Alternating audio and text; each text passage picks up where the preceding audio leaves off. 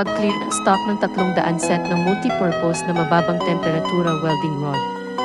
Maaari itong idikit sa mga metal tulad ng bakal, at marami pang materyales. Napakaangkop para sa pagwelding ng mga tubo ng tubig sa bahay, mga gaspipe, hindi kinakalawang na asero ng mga tubo ng tanso, mga tubo ng aluminyo, mga elektronikong bahagi ng mga tangke ng tubig, at mga dikuryenteng circuit. Ito ay napakasimpleng gamitin. Kumuha lamang ng isang lighter o tanglaw upang init ang dulo ng welding rod at ito ay matutunaw at maaari kang magwelding kasama ang putol na linya.